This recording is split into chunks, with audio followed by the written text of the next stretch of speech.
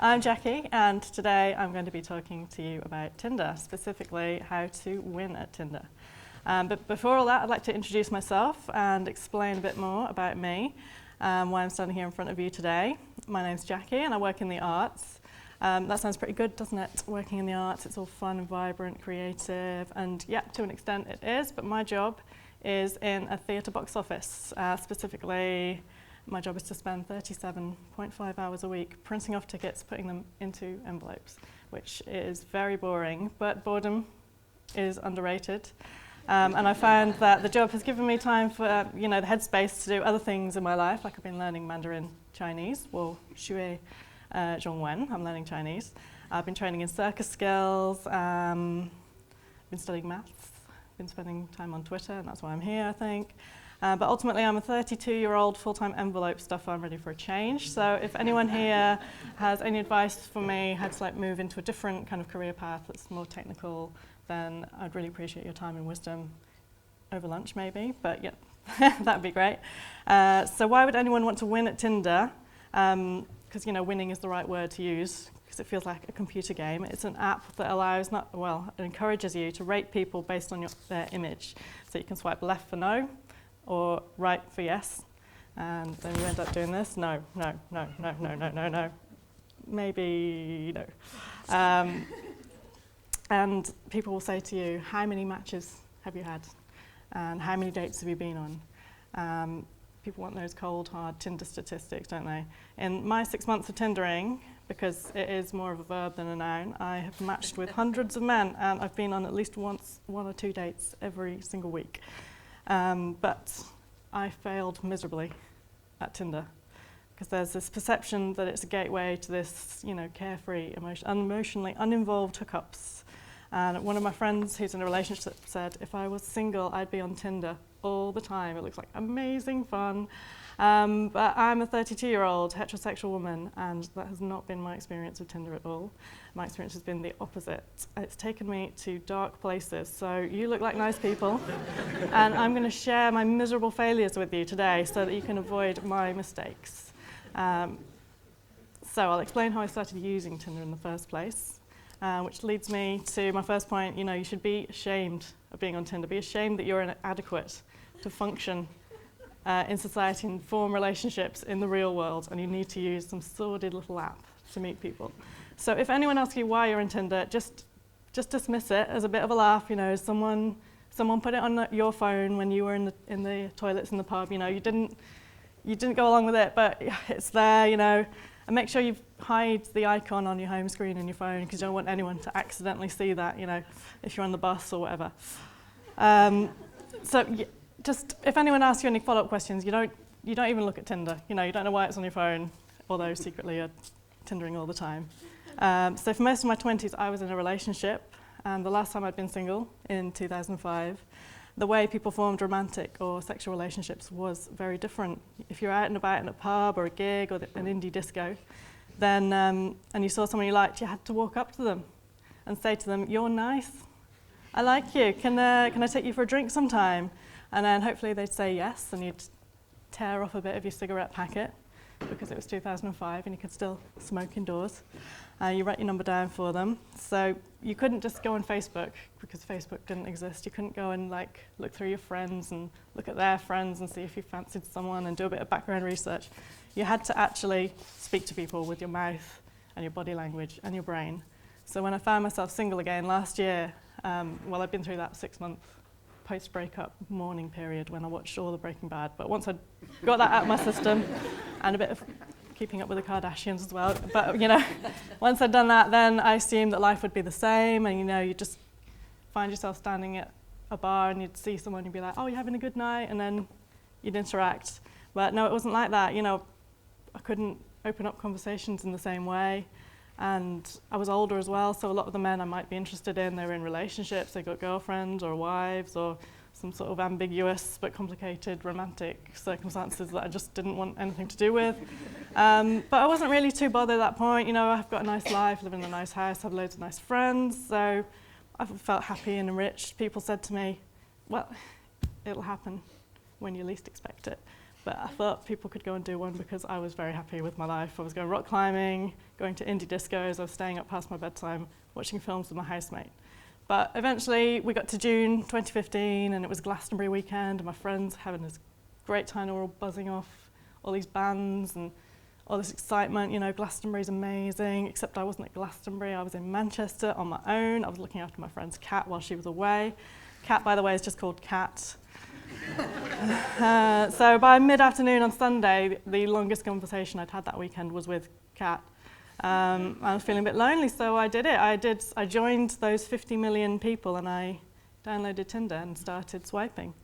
So that leads me to point 2 of how to win at Tinder. Don't put any gym mirror selfies up on there, just because for your profile, you can put, it's really streamlined, you don't have to fill in a questionnaire, you just put up a few images, a little statement about yourself.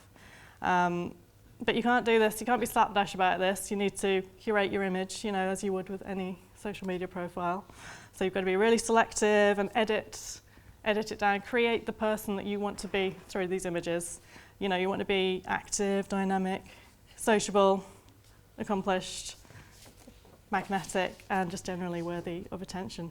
So I chose 4 images to showcase what a well-adjusted, intelligent, charming, charismatic individual that I am. So my main picture, me and my bike. It's a really nice black frame single speed.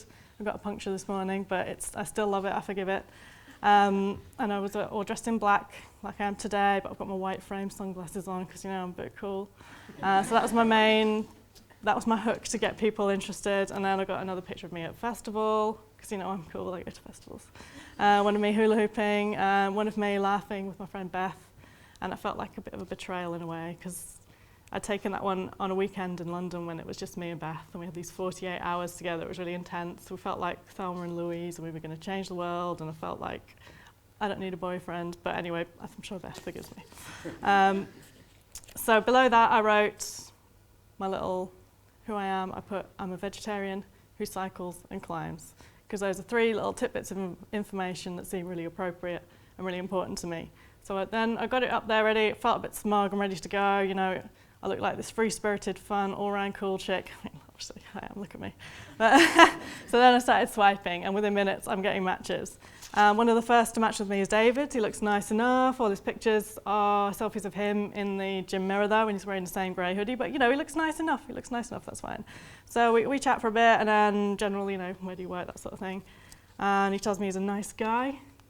And we suggest meeting up for a drink. So, you know, I don't think this is going to be an epic romance, but I'll give it a go.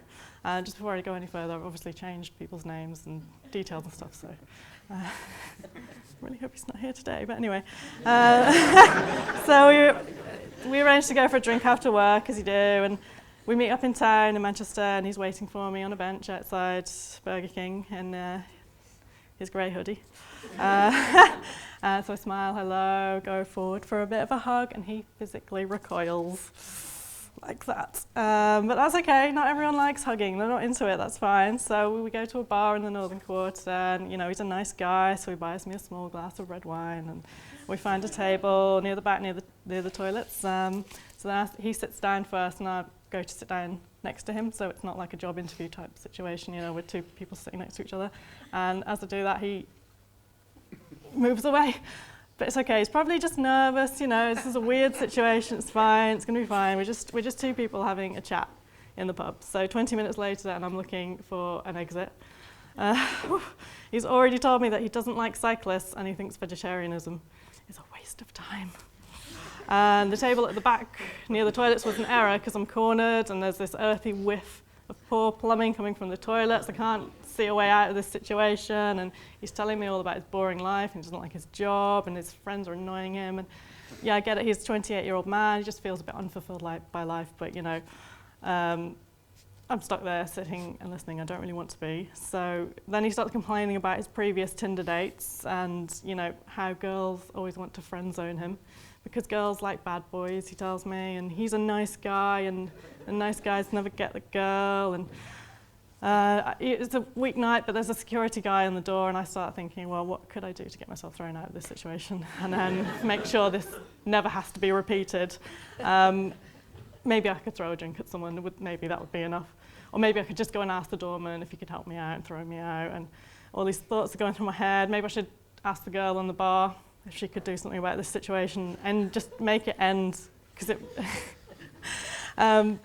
but then David starts telling me about he owns his own flat, and it's actually just up the road, actually.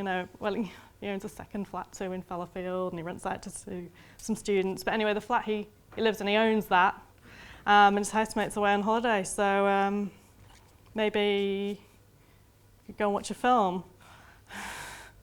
And then at that point, I'm thinking, what would happen if I just picked up my bag and I just walked out? Because I don't really want to take things any further with this guy, but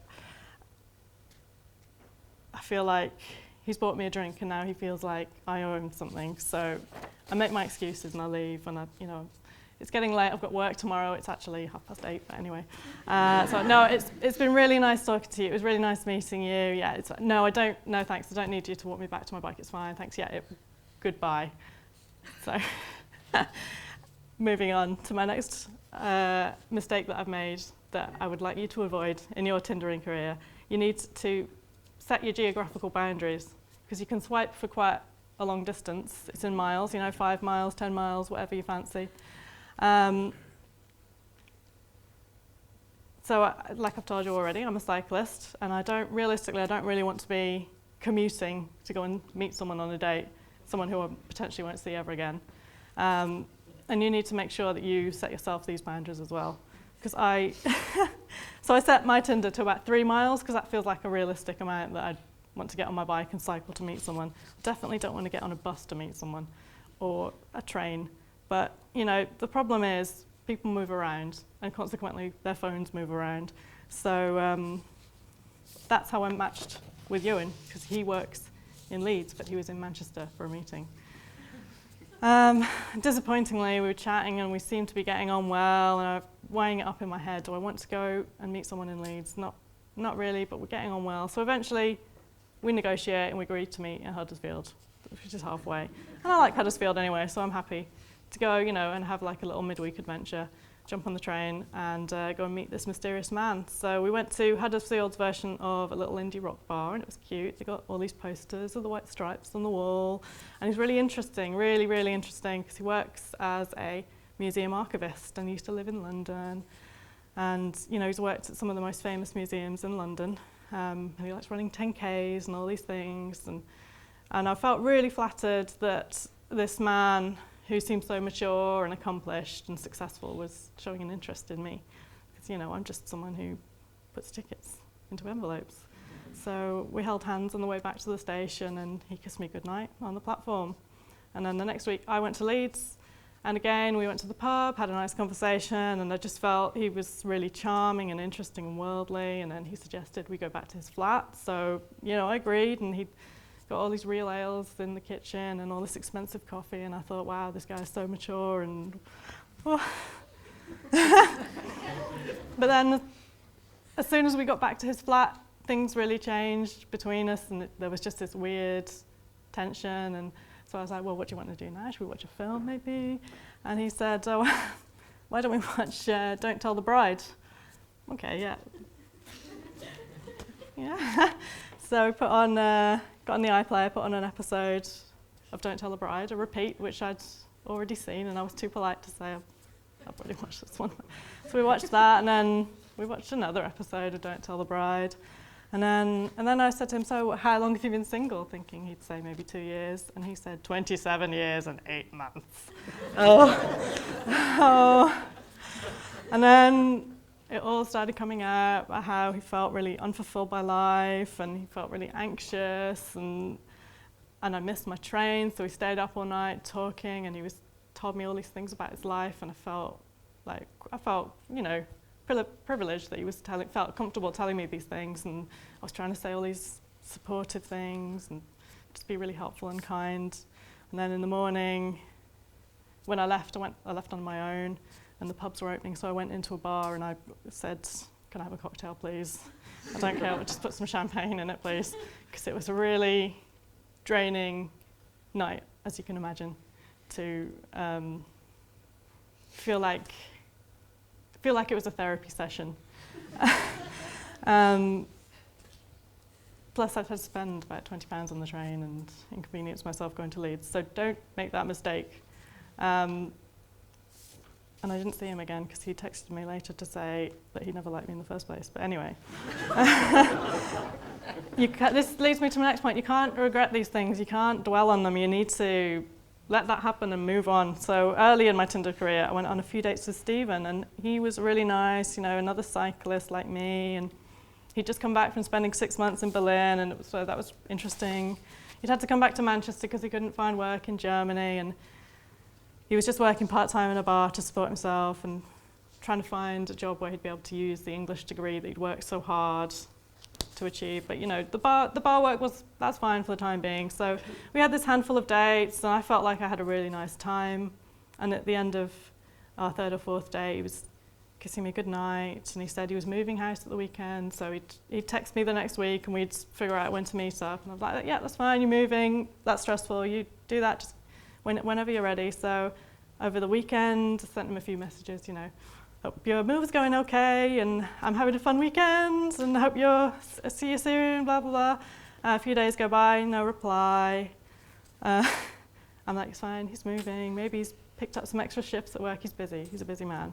And then a week later, still no reply, so that's when I realised he'd ghosted me. And really, realistically, he's just a man I've spent a bit of time with, and I should have just said, okay, that's fine. He didn't want to see me again, move on. But I couldn't accept it, I couldn't move on. And he'd really hurt my feelings, and I felt really empty and sad inside, like a little squeezed out lemon rind. So I did all those horrible, disgusting things that you probably shouldn't admit to a room full of strangers. I deliberately cycled past the bar where he works just to see if he was on shift. But I was too shy to go in, and then I cycled past his flat. Not that I'm going to gain any information from that. And I knew that we had a lot of mutual friends from the cycling scene, so I just went around asking people for, little bits, scraps of information. And from that, I discovered that he was still alive, but nothing more. So logically, he just didn't want to see me again, and he just didn't know how to tell me, and that should be fine. And the way he behaved demonstrated that he didn't really deserve a place in my life anyway. But I couldn't accept it, and it took me weeks to get over that one. And I'd sit at work, stuffing those envelopes, running over things I'd said in my head, thinking, should I have said that? Did he think I was an idiot? Did he think I was too forward? Did he think I was too... did I wear the wrong leggings? Did he not like those leggings that I wore with roses on? So just, whatever you do, don't do that. Don't waste your energy, your emotions. Just accept it, put it in a box, and move on. Because dwelling on it just won't help you. Moving on to my next point. We've all done this, but don't do it. Don't stalk someone on social media. And I'm not going to patronise you by explaining. We all know how to do it. Some of us are probably doing it right now. I'm at Northwest Jacky on Twitter, if you want. And I spell Jacky with a Y. My friends call this stalking, because once you've got someone's name or their phone number, that you're off. Everything is there at your fingertips. You can find long abandoned MySpace profiles. They're liked videos on YouTube. And I have done this. You can find their eBay feedback history. You could probably find photos of them dicking around with their mates in the sixth form common room, and these are all valuable pieces of information that you can use to piece together this picture of someone. My friend Beth she's the queen of this, and GCHQ should consider employing her. She's taken it too far though in the past. She once deleted her entire Instagram account because she liked a photo that the ex-girlfriend of someone she'd been talking to on Tinder but hadn't actually met. And it was a 12-month-old image. She'd gone deep into that Instagram feed. So the only logical way out of this situation, the social embarrassment, was to delete her Instagram. And I myself, I once found myself scrolling through the news feed of the mum of someone I had talked to on Tinder, and then I had to just walk away. So when I went for a date with Craig, I thought, no stalking. no, I'm just going to let this be whatever it is. And I'm not going to go and find any background information. I'm just going to, he's told me he's a trainee tattoo artist, he likes going to gigs and he's from Chorley, that's fine. That's enough information to start with. So we turn up to the bar, usual hello, how are you, nice to meet you. Oh yeah, I'll have a small glass of red wine please, because that's a little tip for you there. Small glass of red wine, that's not enough to get you too tipsy on a date, so you're not going to start blabbing too much. That's just enough to warm you up. So it's fine, we're just chatting about work and stuff. He's got about this far into his pint and he just turns to me and says, I don't know about you, but I do a lot of drugs. Oh God. So up to that point, we'd just been two people having a nice chat, and then suddenly and inexplicably, this is a therapy session, and he's telling me all about how he takes all these drugs and he just feels like it's out of control and he can't stop, and he knows that this is just his way of dealing with because he's never grieved for the father his father died when he was really young, and he's never really dealt with that, so he's just like filling that black hole with all these drugs, and he's got all these people in his life who are enabling this, these so-called friends, and I feel really sorry for him, and I can just feel this unhappiness emanating from him. So, we talk, and I try my best to be nice and listen, and after the date, I keep talking to him, because he does make me laugh as well, and we meet up a few more times. Then one Tuesday night, my phone rings at 4 a.m. and it's him, so I answer. Are you okay? Is something wrong? Do you need something? And he just says, no, I'm fine. I just wanted to hear your voice. Oh, okay, so what are you up to at this time on a Tuesday? He's like, oh, an old mate came round and I gave him a tattoo and he paid me in MDMA. So I decided to end things. And after I'd ended it, then I decided to stalk him on the internet. So I found his Instagram, it took me about 2 seconds, and there it all was, all these photos of him with dilated pupils, out on nights out, and I've sort of contradicted myself there, because maybe you should actually, you need to find that sweet spot of stalking a little bit. So bear that in mind.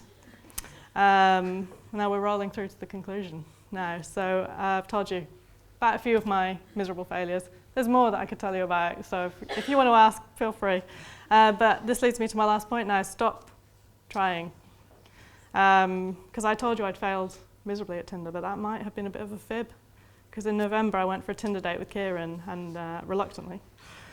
Because by then I spent like 4, bordering on 5 months of Tindering, and I was getting really jaded, and just, it was taking over my life in ways that I didn't enjoy.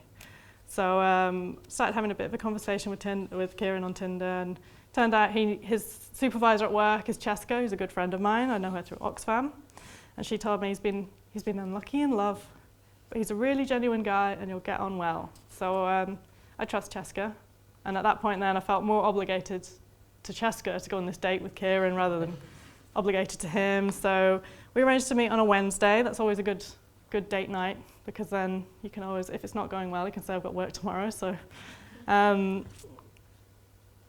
was reluctant because I was exhausted with this whole process of keeping up with messages on Tinder and trying to be charming and witty and engaging and trying to remember all these details about all these different people that I was chatting to at the same time. So I thought, well, I'll go for this drink with Kieran, and then I'm going into retirement and I'm going back to analog dating, where you actually meet people face to face. So work was busy that day, and it was all cold and raining, and I just got to lunchtime and thought, I can't be bothered.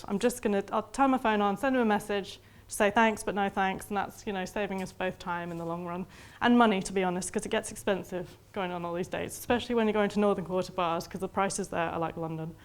It was Wednesday, and I'd already made this arrangement to go hula hooping with my friend Fran at this hula hooping class. God, what sort of person am I? Going to hula hooping classes. I went along, and I'd forgotten to take my water bottle, and hula hooping is quite thirsty work, so I was really thirsty. And then at the end of the class, I was hanging around chatting to Fran, and we're talking about the weekend and what we're doing and stuff, and where to buy good sports bras. And I was like, oh, do I have to go on this date? I cannot even with Tinder anymore. Oh, hashtag it's so over it. But I went to meet Kieran, and he was waiting for me outside the little Morrison's in Piccadilly Gardens. I was 15 minutes late. dehydrated. I hadn't washed my hair for 4 days, and I'd already got this text drafted in my head that I was going to send him the next day to say, thanks, it's nice to meet you, but don't really want to see you again. But I was completely wrong, and Jessica was right. Me and Kieran, we got on really well. He's a vegetarian, he cycles, he's into climbing, he voted Green in the general election. There were 3 kisses in the Christmas card that he wrote to me, except it was one of those non-specific season's greetings cards because we're both atheists. And by the new year, I deleted Tinder from my phone and I'd replaced it with a Mandarin dictionary app called Pleco. And if anyone needs a Mandarin dictionary app, then I recommend that one very much. Kieran would be here today, but he's actually playing ice hockey in Coventry, and I really hope his team wins. So did I win at Tinder? Maybe, because I'm spending time with a really lovely young man, and it was Tinder that brought us together. But maybe we would have met some other way because we go to the same climbing centre and he literally lives 5 minutes down the road from me. But overall, I feel like I lost because Tinder made me feel very bleak inside at my Tindering height, or maybe that should be Tindering depth. I was going on 3 dates a week. And Tinder was doing bad things to my brain and my emotional well-being. I was neglecting friendships, and I missed Fran's birthday party to go on a Tinder date. What a bad friend. I was sitting at work because I spend a lot of time on my own stuffing those envelopes. I don't have a window, so I was sitting there feeling miserable. And then I'd go home and I'd feel miserable, and I'd go to bed early, and I couldn't be bothered to eat some days. So even with a bit of distance from then and now, I'm not really sure why I kept repeating that pattern of behaviour, partly because Tinder makes it really easy and it's just always there and available. Maybe it was a little bit of excitement out of this mundane daily life that I have, and maybe it was also because I do actually genuinely enjoy meeting people, and that's partly why I'm here today, because it's nice to meet all of you. But sort of maybe felt a bit of weird sense of responsibility to all these men I was meeting, and they kept telling me all these emotional struggles they were having, because mental health is still something that we as a society struggle to acknowledge, to discuss and treat. And according to Calm, in the UK, 12 men kill themselves every day. But how many more than that are suffering silently with depression, with anxiety, with other mental health disorders? And I'm not a professional, so I don't know, but anecdotally, I do know that there are many, many young men out there who are really struggling. Because blokes are just supposed to be blokes. They're supposed to talk about the football, they're supposed to talk about who's the new presenters on Top Gear, and they're not supposed to talk about their feelings or how to cope within the society that places so many expectations on them to be achieving in their careers and their relationships. So is Tinder responsible for this mental health crisis that I have anecdotally seen? Of course not, no. Tinder's just an app, it's just a tool like Match.com or Grindr or any of the other dating apps. It just facilitates those meetings and encounters between people. But from my experience, we are really at a crisis point for the mental well-being, especially of young men. And at that policy level, we definitely need better funding for mental health service provision and, access to mental health services. But on a more personal level, I think we really need to encourage each other to be more open, more honest, and more supportive with each other. Tinder's a game, but life should be a collaboration. Thank you for listening.